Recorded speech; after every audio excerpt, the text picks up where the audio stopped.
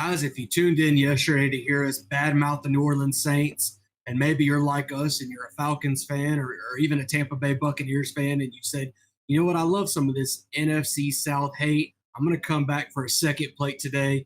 We got the kitchen line open. Grab you a plate because we're doing it again today. Carolina Panthers last year, Brian, were they much better than the Saints were last year? They were exactly the same, 5-12. So we went from one not so good team to another not so good team. Yeah, and I think the one thing that they had over the Saints is they got to draft one spot ahead of them. So we'll get into the draft, but that's I guess a small victory. They got their pick of player over the rest of the division rivals, so maybe that's a good thing for them. We'll get into it. But going back to their 2024 numbers, offense 29th, 298 yards per game. Obviously, we know Bryce Young was in and out of the lineup as the starter. He got benched at one point in time, took over the starting job later on in the season, ended up beating our Atlanta Falcons late in the season. But a defense that ranked 32nd, giving up over 400 yards per game. That's something that obviously has to be fixed. And we'll get into some of those moves and figure out if they've done enough to maybe turn that team around a little bit.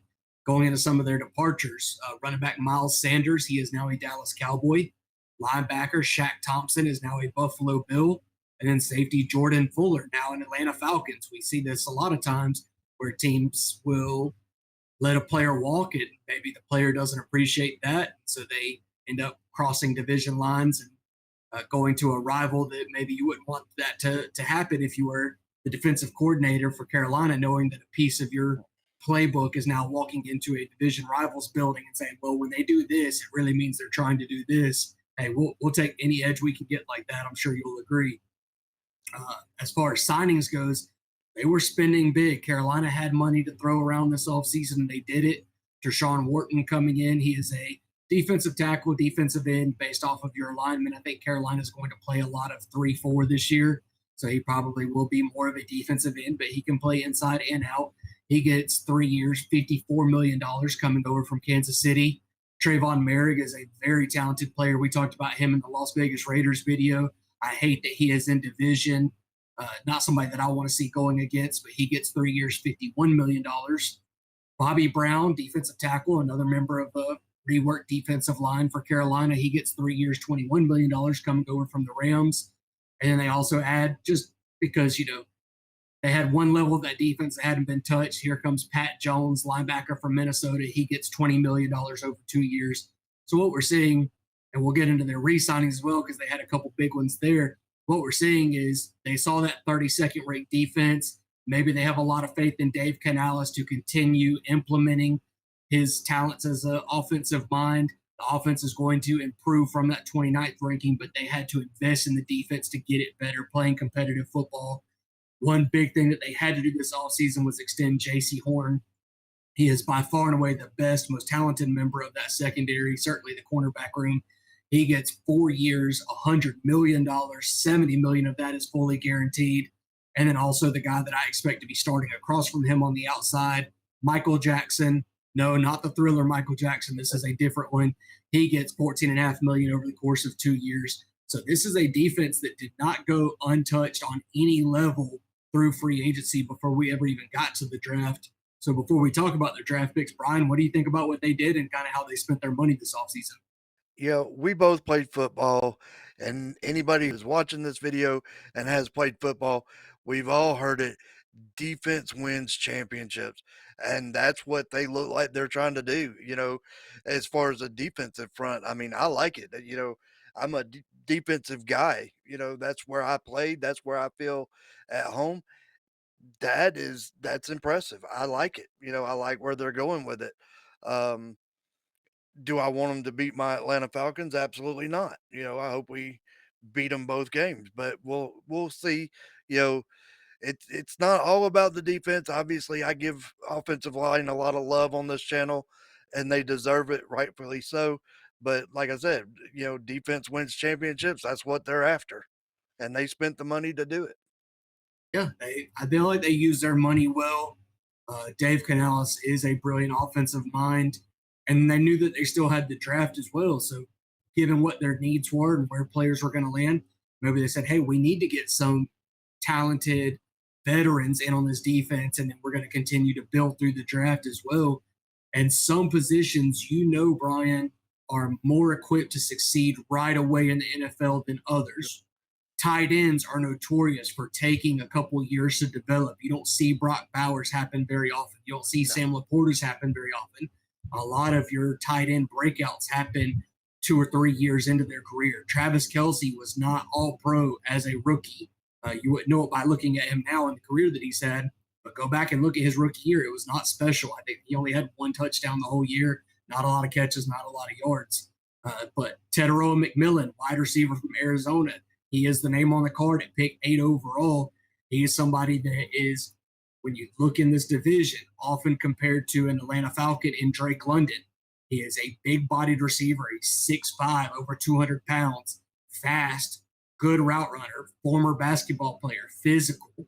I don't know that he's going to be as good as Drake London, though he's certainly getting the same draft capital, so he deserves to be mentioned in the same breath. If he can continue to progress his skill set, learn how to win the same way that Drake London has over the course of his career, this is going to be a locked and loaded weapon for Carolina for the foreseeable future. And I think it's exactly what this offensive need. You talked about it before we started this video. Chuba Hubbard, as a running back last year, had a very good year, earned a contract extension in the middle of the season. They were happy with what he was. Obviously, they had made some other investments at wide receiver that maybe the jury is still out on. But even if Xavier Legette hit the way that they want him to, maybe they'd still be making this pick. The fact that he had such an up and down rookie season might have been more enough reason to say, hey, we got to go get a guy that we think is a locked in stud, somebody that can be a true wide receiver one, and make sure that Xavier Legette isn't seeing top cornerbacks every week. Jalen Coker was somebody that we mentioned in our sophomore surges videos. If you haven't checked those out, definitely please do. I think they have aged well and are still relevant as we get closer and closer to the start of the season. But Ted McMillan, Jalen Coker, Xavier Legette, Adam Thielen is still there. I think they brought in a couple of other older receivers this season. They're going to figure out what works in this scheme. It's somebody that I think can be really good for this offense and really good for Bryce Young. So what do they continue to do? You go to the second round, Nick Scorton, edge rusher, Texas A&M. We talked about them building up their defense. One thing that we said, we didn't say that they addressed was the pass rush. Obviously, Jadeveon Clowney has been there. They've shipped away Brian Burns. They needed a bona fide pass rusher.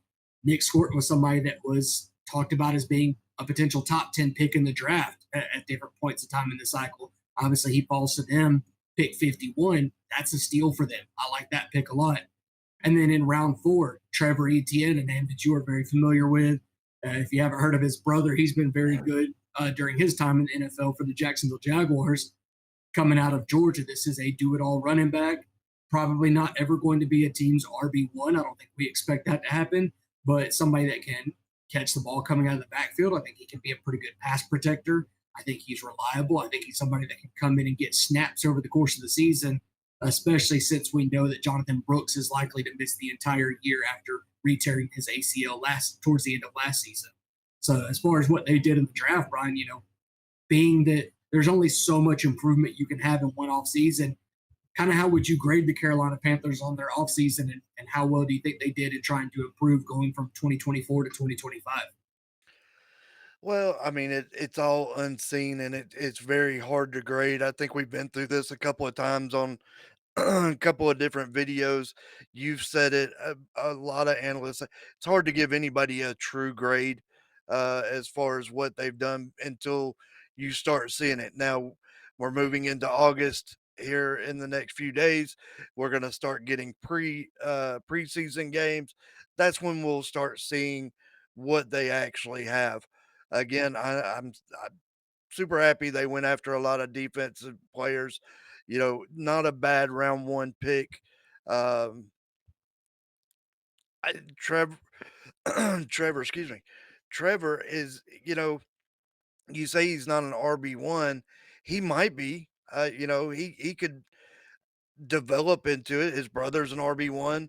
You know, there's not a lot of difference. I think his brother is a little better, of course, but you know, I think he absolutely could develop into an RB1. I do not think he's this year, next year, in that category. And who knows what comes out of college over the next couple of years, you know, but I don't want to say he's not going to get there. Um, one knee injury, one bad hit, and he's RB1. So, am I going to draft him? Probably not. Um, brother, yes. Him, probably not. Um, but I don't think he's a bad running back. I think they did it overall. They did well. If I was forced to give a grade, it would probably be A minus, B plus, somewhere around in there. Yeah, I think that's certainly realistic. I do think another note that's worth bringing up as far as ETN is I expect him to start the season as the RB3 or RB4. I do think he makes the roster. I don't know where his greatest contributions will be this year. Obviously, we expect Chuba Hubbard to handle the majority of the workload this year, but they also brought in Rico Dowdle, kind of a little bit of a swap with Miles Sanders. Rico Dowdle comes over from being the starting running back for the Dallas Cowboys last year to now coming to Carolina. I expect him to get whatever is left over, or at least the bulk of what's left over from Chuba Hubbard. I think that does go to Rico Dowdle, but I think that they drafted Trevor Etienne in the fourth round for a reason.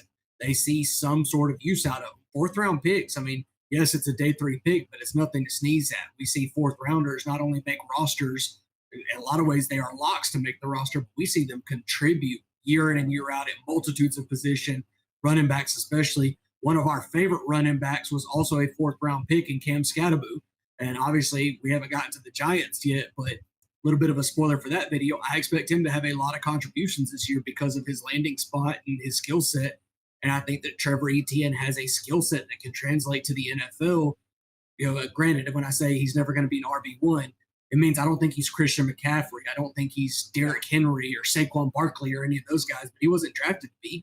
Hell, his brother was a first round pick coming out of Clemson. He was a fourth round pick. There is a little bit of a gap, a difference there for a reason.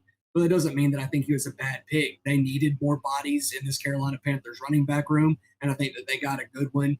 And obviously, anytime you can take a player who excelled and had a very good career in the SEC, it almost means more, to use their slogan in a little bit of a tongue-in-cheek moment. It means more that he was able to capitalize on the opportunities to play in such a competitive division. It almost means he's acclimated more to what he will be asked to do on Sundays to succeed in the same way. Going into their biggest strength, though, I think it's kind of a weird way to put this, but I think it's the last half of their year. Their offense seemed to look a lot better when Bryce Young returned to the starting lineup as QB1 of this team. It meant that his reflection time on the bench was well spent.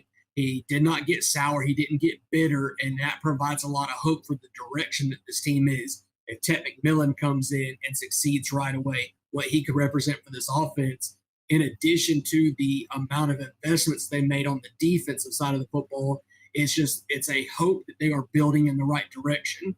And I know hope and strength aren't necessarily the same thing, but we're talking about a 5-12 team last year in a division that might have a couple of teams that are more poised to compete with each other this year than what Carolina or New Orleans could do. So their biggest concern, I think, is relying on immediate contributions from these rookies.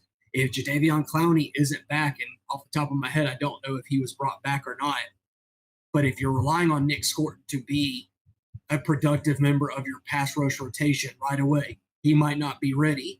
If Ted McMillan has to step up and be the wide receiver one of this offense, he might not be ready. If he is, like you said, running backs, you are always one hit away from being next man up because of the style of position and just the grind and wear and tear they have over the season. If Trevor Etienne does end up finding himself taking meaningful snaps, if not the starting running back, because Chuba Hubbard and Rico Dowdle got hurt, is he ready to be an RB1 in this league? Probably not. He was a fourth rounder. So if they have to rely so much on immediate contributions from rookies, it just goes to show that the depth isn't there, even if we like some of the pieces that they've added this offseason. I think I see the vision for the Carolina Panthers, and it can be promising. I think that they are spending money appropriately and where it needs to be. I don't have any move from this one offseason that I hated or that I questioned like I have with some of the other teams in the NFL and even in our own division. But that is a concern, is how far can they go from one off season to the next? Unfortunately, being 5-12, we had the Saints regressing from that record in yesterday's video. I actually do have the Panthers improving upon that ever so slightly, still finishing third in the division, but with a 6-11 record. Where do you stand on Carolina? Well, I'm kind of the same and maybe a little bit different. I actually think they did such a good job on their defense. I actually think they may steal a win from Tampa Bay. I think they beat New Orleans a couple times, not a problem. But I do think they fight it out for that second slot with Tampa Bay. And I'm kind of giving away our predictions overall a little bit, but I think they might find themselves snuck up into that second spot. Yeah, and So a lot of I'm this I gonna put think them. comes down I'm to gonna put Bryce them Young. anywhere from I'm sorry. I'm gonna put them anywhere from that 6 to 8 wins, maybe even getting up to 9 wins. Yeah, like I said, I think it's just where you see Bryce Young is, Atlanta's kind of in the same boat. We only saw a few games from Michael Penix Jr., and now we are preparing this whole offseason with him as the starter, and he is going to be piloting this offense until something dictates otherwise. And obviously, Kirk Cousins is still waiting in the wings, so possibly, you could turn back to him if necessary.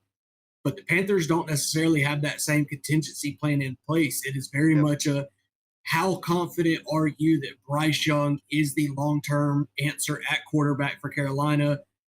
Are you a little bit more optimistic about his chances than Tyler Shuck? Probably. I mean, this guy was the number one overall pick. I think through no fault of his own, he struggled at the beginning of this year. He was the number one pick. That meant he went to a very bad team. And so it just seems unlikely that Carolina has been bad because of Bryce Young, but maybe Bryce Young has been bad because of Carolina. And if Carolina continues to improve and so does Bryce Young, we could be looking at a better team than we expect. And that's certainly in the realm of possibility. That being said, we know that bad football does not always translate well to fantasy football. So if we are thinking that Carolina could be a bad to slightly below average team, it starts to open the door for some players to make their way onto fantasy rosters, especially if they're consolidated in a few key pieces like that they might be. So is there anybody that you want from Carolina on your fantasy team? Hubbard for sure. I mean, that's kind of an easy one. I think he's a good back. He produces, you know, he produced on a bad team last year. So if they did, improve slightly or a lot, he's going to do have a much better year this year. So I wouldn't mind having him on my fantasy. I am kind of high on this defense and what they put together.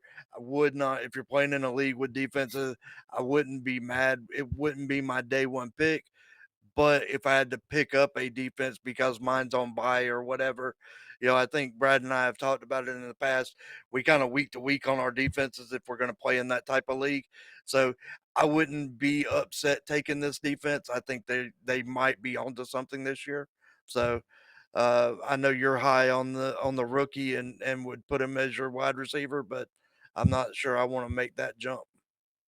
Yeah, I think it's one of those things where I worry more about Rico Dowdle taking work from Chuba Hubbard than I am worried about Xavier Leggett or Jalen Coker taking targets away from Ted McMillan. Guys, if you were paying attention to our Jacksonville Jaguars video last week, you know that we're really big on Travis Hunter. And we think that because he was the second overall pick, he has the capability of taking targets away from Brian Thomas Jr., despite the incredible rookie season that he had. I don't have the same belief after the rookie season that Xavier Leggett had last year. I don't have the same belief that he is talented enough to keep Ted McMillan away from that wide receiver one spot. And the same way that we talked about how much we liked Liam Cohen, what he did in Tampa Bay, Liam Cohen was only the offensive coordinator in Tampa for 1 year because the guy that had the spot before him was Dave Canales.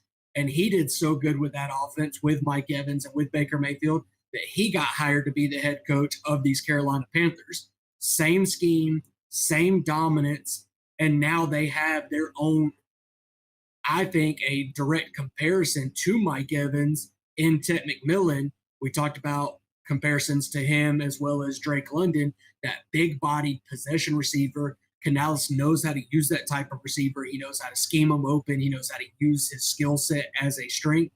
And so I think Ted McMillan hits the ground not as a fantasy wide receiver one, but certainly as the wide receiver one for the Panthers. And it wouldn't surprise me if he was a top 24 receiver as a rookie starting this year.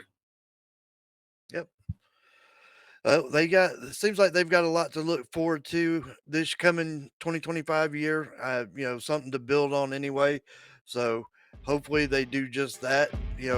Hopefully they don't. Being an Atlanta fan, we still got to go. But with that being said, we're going to end the Carolina Panthers here, and we look forward to seeing you. I believe our next video up is our Atlanta Falcons, so should be a fun video to film.